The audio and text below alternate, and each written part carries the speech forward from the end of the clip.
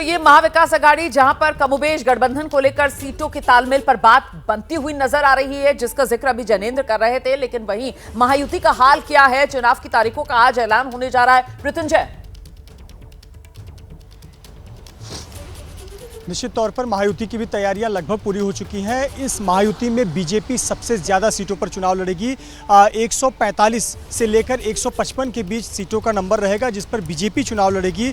दूसरे नंबर पर शिवसेना रहेगी शिंदे की। 80 से 85 सीटों पर शिंदे गुट लड़ेगा और 55 से 60 सीटों पर अजीत पवार गुट लड़ेगा। और इसमें से बीजेपी अपने कोटे में से जो छोटे दल हैं, जैसे प्रहार पार्टी है, नवनीत राणा के पति की पार्टी है, ये इनको एक सीटें या एक दो सीटें एडजस्ट करके बीजेपी अपने कोटे से देगी। लेकिन सबसे बड़ी पार्टी के रूप में बीजेपी चुनाव लड़ेगी।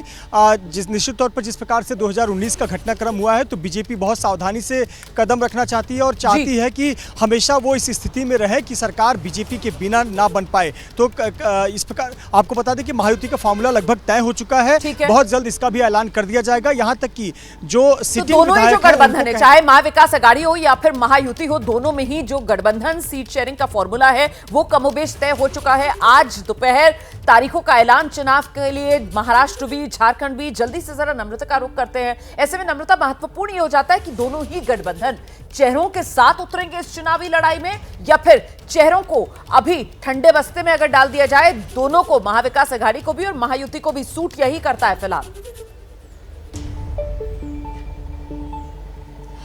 देखिए रोमाना, चुनाव आयोग की प्रेस कॉन्फ्रेंस से पहले महाराष्ट्र कांग्रेस ने भी एक महत्वपूर्ण बैठक की है। जो चुनाव के निरीक्षक हैं उनसे उन्होंने एक डेटा मंगाया, रिपोर्ट मंगाया, जिस पर उनको रिपोर्ट में कहा गया कि आपको 120 सीटों पर चुनाव लड़ना चाहिए। लेकिन उद्धव ठाकरे जो हैं वो बराबरी की सीट चाहते हैं। और दूसरी आपने बात की चेहरे की, यानी कि मुख्यमंत्री चेहरे की। तमाम जो कांग्रेस के नेता यहाँ पर है, हमने जब उनसे ये सवाल पूछा तो उन्होंने कहा कि फिलहाल हमारा फोकस है कि ज्यादा से ज्यादा सीट जीतनी है, एमवी की सरकार लानी है। और चेहरे की अगर बात है तो चेहरा का जो निर्णय है वो इलेक्शन के बाद लिया जाएगा। यानी कि अभी महाविकास आघाड़ी बिल्कुल भी इस मूड में नहीं है कि किसी को चेहरे के तौर पर पेश किया जाए। वो किसी तरह भी एक सीट को भी लूज नहीं करना चाहती है। तो जो आंकड़े सामने आ रहे हैं उसको लेकर अगर बात करें तो महाविकास आघाड़ी में 110 से लेकर 120 की सीटों पर कांग्रेस लड़ना चाहती है। बराबरी की सीट उद्धव ठाकरे की पार्टी चाहती है। शरद पवार गुट जो है वो 75 से 80 के बीच जो है वो सीट अपने पास रखना चाहती है। तो ऐसे में शुरुआती जो आंकड़े बता रहे हैं महाविकास आघाड़ी के कि 200 सीटों पर बात बन चुकी है।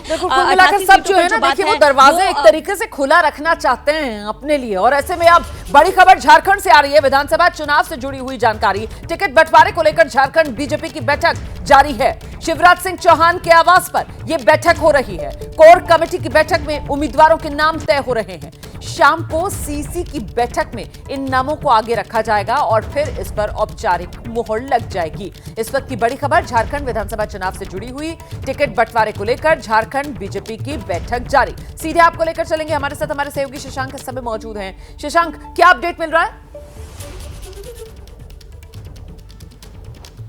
देखिए, झारखंड में आपको बता दूं कि अभी तो बैठक हो रही है, सीटों का भी तय होना है कि अलायंस में कौन कितनी सीटों पर लड़ेगा। लेकिन एनडीए का सीधा मुकाबला महागठबंधन से है। लेकिन एनडीए का स्वरूप क्या होगा ये अभी तय नहीं है। 2019 में जो बीजेपी हारी थी उसमें एक बड़ा कारण ये था कि आजसू से अलायंस नहीं हो पाया था। वो पार्टी अकेले लड़ गई थी, इसलिए बीजेपी को पूरे झारखंड में नुकसान हो गया था। तो आजसू से अलायंस हो जाए, बीजेपी की ये कोशिश है 9 से 11 सीटें आजसू को मिल सकती हैं। जदयू 11 सीटें चाहती है, लेकिन 2 सीट से ज्यादा बीजेपी देगी नहीं। जो बिहार के सहयोगी दल है वो झारखंड में बीजेपी की टेंशन बढ़ा रहे हैं। मांझी 10 सीट चाहते हैं, चिराग चाहते हैं कि उनको 8 से 10 मिले, नहीं मिलेगा तो वो 25 सीटों पर अकेले लड़ सकते हैं। मैं आपको अंदर की बात बता रहा हूं। फिलहाल बीजेपी चिराग को एक ही सीट देना चाहती है। महागठबंधन का स्वरूप तय है। जेएमएम, कांग्रेस, वामदल और आरजेडी रहेगी। उधर सीटों को लेकर कोई अभी माथापच्ची चल नहीं रही है। और दूसरी बात, 2019 में बीजेपी के हारने का एक बड़ा कारण यह भी था कि आदिवासी वोट मिला नहीं था। रघुवर दास चेहरा थे, वो आदिवासी नहीं है। तो इस बार बाबूलाल मरांडी चेहरा है, आदिवासियों के बड़े नेता हैं। तो 2019 से सबक लेते हुए एक एक कदम फूंक फूंक कर आगे जो है बीजेपी इस बार बढ़ रही है। और आपको बता दें, सरयू राय पिछली बार निर्दलीय लड़ गए थे, मंत्री थे, उनको टिकट नहीं मिला था। तो उन्होंने सिटिंग सीएम रघुवर दास को हराने का काम किया था और पूरे झारखंड में बीजेपी को उन्होंने डेंट मारा था। तो सरयू राय भी जेडीयू में आ गए हैं। तो बीजेपी के जो चुनाव प्रभारी हैं शिवराज चौहान और जो सह प्रभारी हैं चुनाव के हेमंत विश्व शर्मा एक एक रणनीति जो है बना रहे हैं ताकि बीजेपी को 2019 के मुकाबले, जैसा कि आप बता रहे हैं, इस वक्त बीजेपी जो है वो मजबूत स्थिति में नजर आती है। नीरज, लेकिन सवाल ये कि वो जो सहयोगी चिराग पासवान के तौर पर एक बीजेपी का खेल खराब कर सकते हैं, उनको बनाने के लिए इस वक्त क्या कोशिशें की जा रही है?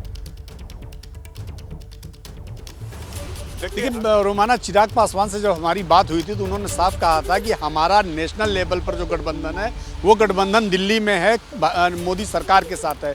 लेकिन ना तो अभी किसी राज्य में हमारा ऐसा कोई गठबंधन एनडीए के साथ हुआ है, ना अन्य जगह पे। यही कारण है कि हमने कई राज्यों में, चाहे वो मेघालय हो, चाहे वो अरुणाचल प्रदेश हो या जम्मू कश्मीर हो, हमने अकेले चुनाव लड़ा है भारतीय जनता पार्टी से अलग।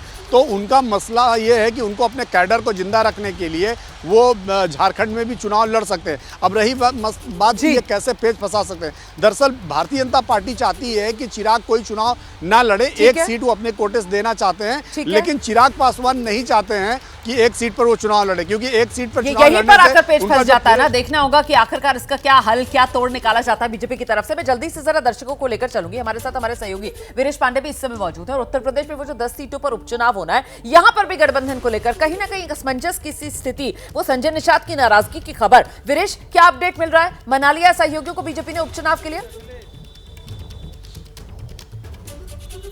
देखिए, धर्मपाल जी जो हैं संगठन महामंत्री, वो भी अभी इस वक्त भारतीय जनता पार्टी के कार्यालय में मौजूद हैं। कल ब्रजेश पाठक से मुलाकात हुई, मुख्यमंत्री योगी आदित्यनाथ से मुलाकात हुई, संजय निषाद की, केशव मौर्य से मुलाकात हुई, भूपेंद्र चौधरी से टेलीफोनिक वार्ता हुई और बहुत सारी कवायद की गई कि संजय निषाद को मना लिया जाए। उन्होंने मनाया गया है कि नहीं मनाया गया? हमारे साथ जो है यूपी भाजपा के महामंत्री संजय राय जी हैं। भाई साहब, एनडीए में खटपट जो है, अगर ये खटपट नहीं सुलझी तो नहीं मना पाए संजय निषाद को, तो कैसे काम चलेगा?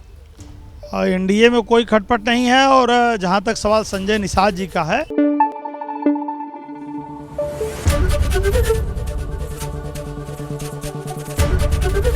एबीपी न्यूज आपको रखे आगे।